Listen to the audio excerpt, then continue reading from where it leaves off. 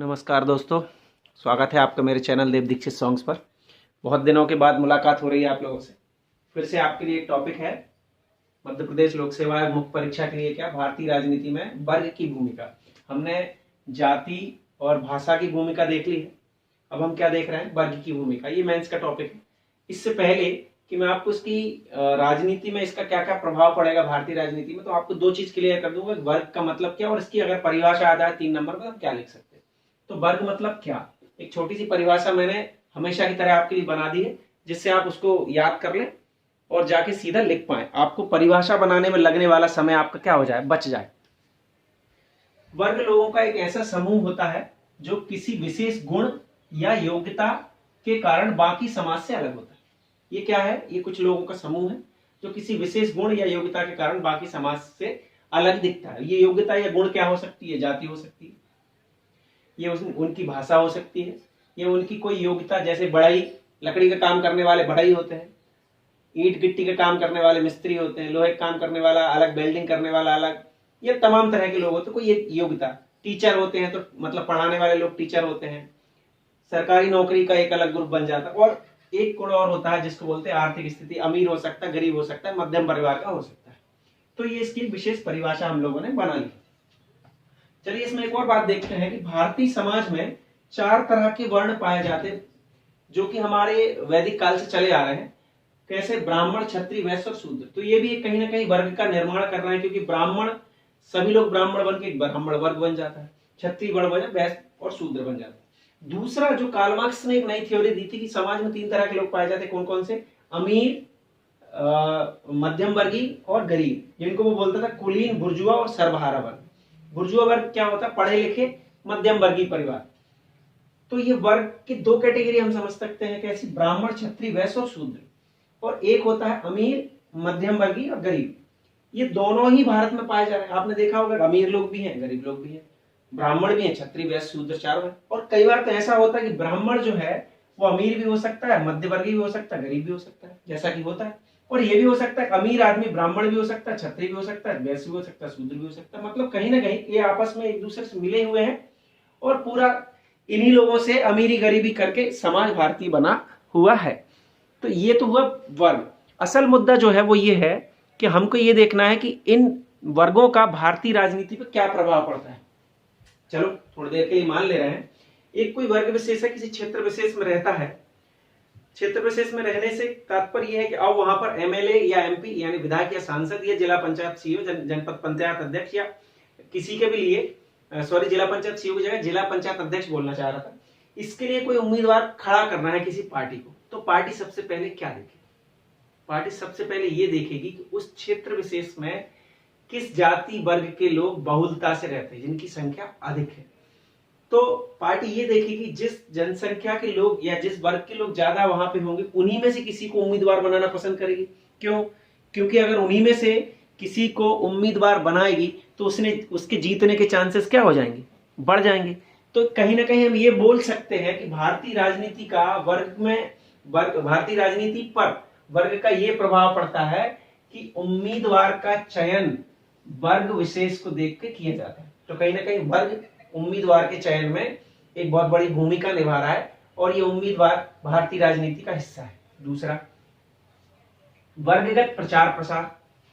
आपने देखा हो किसी क्षेत्र विशेष में कोई वर्ग विशेष रहता है, या यादव रह रहा हो, या मध्यम परिवार रह रहा हो, या कोई सरकारी नौकरी वाला एरिया हो, तो उसमें वो देखना स्टार प्रचारक, मतलब जो हिट आदमी होता है जो प्रचार करने में जाता है, उसको उसी जाति उसी वर्ग के लोगों को अधिकतर स्टार प्रचारक बनाया जाता है।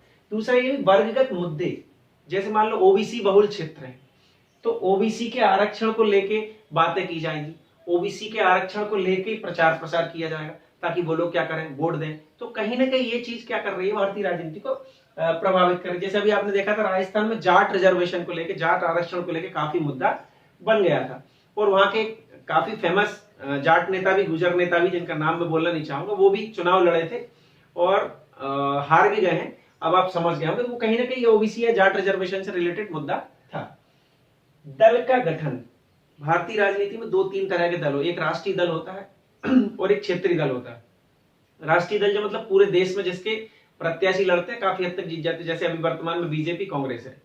और क्षेत्रीय दल बहुजन समाज पार्टी, समाजवादी पार्टी, उसके बाद उधर पश्चिम बंगाल में ममता बनर्जी की पार्टी, तमिलनाडु में, आंध्र प्रदेश में तमाम पार्टियां जो क्षेत्रीय पार्टी हैं।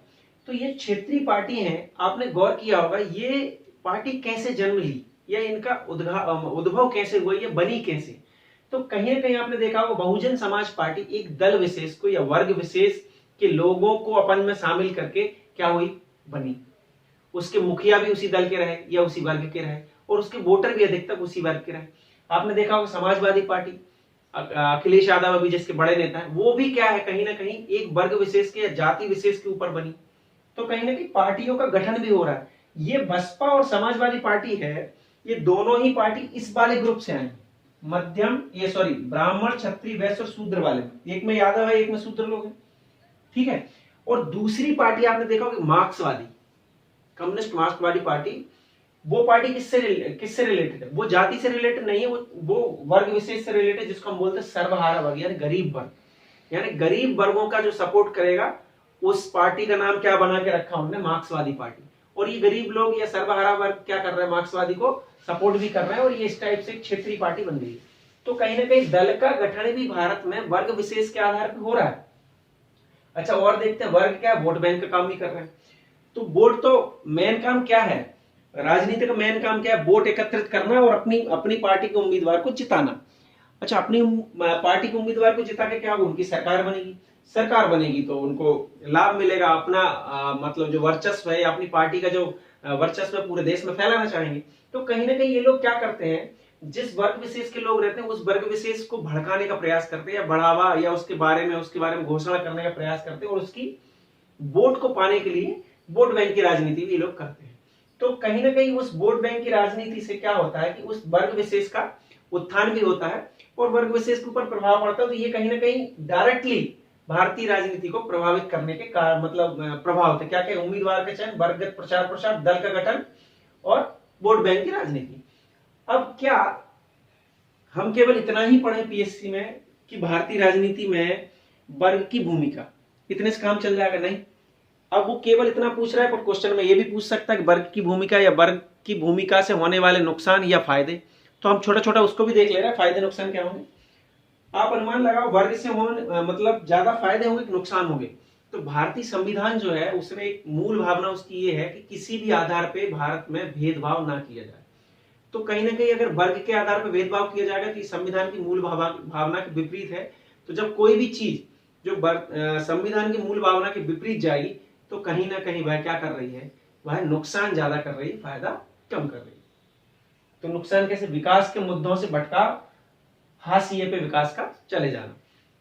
जब वर्गगत राजनीति होगी तो फिर वर्गगत हित ही देखे जाएंगे, विकास के मुद्दे से ज्यादा वर्ग के मुद्दे देखे जाएंगे।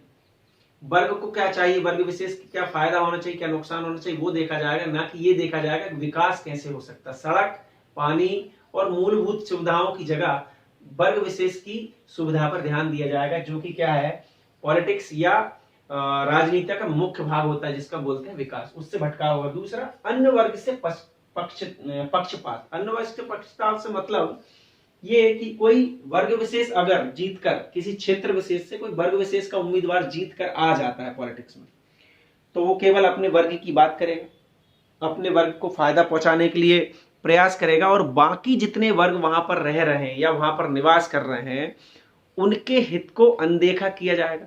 और ये कहीं ना कहीं अन्य वर्ग के साथ क्या हुआ, पक्षपात हुआ, जो कि संविधान की मूल भावना को ठेस पहुंचा रहा है। तीसरा पॉइंट हमने यही लिखा है कि संविधान की मूल भावना को ठेस। संविधान की मूल भावना आपने आर्टिकल 15 पढ़ा होगा, मैं ज्यादा संविधान नहीं पढ़ाने का प्रयास करूं, पर आर्टिकल 15 में लिखा है कि किसी भी आधार पर जाति, धर्म, लिंग भेद, जन्म स्थान के आधार पर हम क्या नहीं करेंगे, भेदभाव नहीं करेंगे। और ये जो वर्गगत राजनीति है कहीं ना कहीं लोगों के बीच में भेदभाव को बढ़ावा दे रही है, पनपा रही है। तो कहीं ना कहीं संविधान की मूल भावनाओं को ये वर्गगत राजनीति क्या कर रही है, ठेस पहुंचा रही है। अगला, वर्ग को महत्व मिलेगा, योग्यता को नहीं। हो सकता है किसी क्षेत्र विशेष में, थोड़ी देर के लिए हम मान लें किसी क्षेत्र विशेष में 15 यादव रहते हैं, बाकी ब्राह्मण और शूद्र वैश्य रहते हैं, यादव लोग कम रहते हैं, परंतु उनमें से यादवों में से एक व्यक्ति ऐसा है जो बहुत ज्यादा योग्य है और वो बहुत अच्छा विकास कर सकता है, उसका दिमाग पॉलिटिक्स में अच्छा चलता है, उसकी सोच अच्छी दूरगामी, पर उसको उम्मीदवार पॉलिटिक्स में नहीं बनाया जाता, क्योंकि यदि वह खड़ा होगा तो ये वर्गगत पॉलिटिक्स जो है उसको हरा देगी, क्योंकि उसकी संख्या वहां पर कम है, भले ही वह योग्य है। उस आदमी को ये लोग पार्टी वाले वोट देंगे, या राजनीति में वोट मिलेगी, या राजनीति में सीट मिलेगी, जो व्यक्ति वहां क्षेत्र विशेष में बहुल वर्ग का प्रतिनिधित्व करता हो, भले ही वह योग्य हो अथवा ना हो। तो इसमें कहीं ना कहीं ये हो रहा है कि वर्ग को महत्व मिल रहा है और योग्यता को महत्व नहीं मिल रहा है, जो कि मूल भावना के विपरीत हो रहा है, या ऐसा नहीं होना चाहिए। फायदे क्या हो सकते हैं? इससे लोकतंत्र मजबूत हो रहा है। लोकतंत्र मजबूत होने के कारण बस ये है कि क्षेत्र विशेष में जो वर्ग बहुलता से पाया जा रहा है, तो उम्मीदवार भी उसी का चुन के आ रहा है, और उस जाति विशेष या वर्ग विशेष की समस्या का समाधान भी हो रहा है, और उस वर्ग विशेष को नीति निर्माण में भागीदारी करने का भी मौका मिल रहा है। नीति निर्माण में भागीदारी होगी तो उस वर्ग विशेष या उस क्षेत्र विशेष के लिए कुछ नीतियां बन जाएंगी, जिससे उस क्षेत्र का विकास हो जाएगा। सिंपल था। हमने देखा मुख्य परीक्षा में क्या है, भारतीय राजनीति में वर्ग की भूमिका। जल्दी से एक और वीडियो लेके आएंगे। उम्मीद है आपको वीडियो पसंद आया तो प्लीज शेयर और सब्सक्राइब जरूर कर दें। Thank you so much.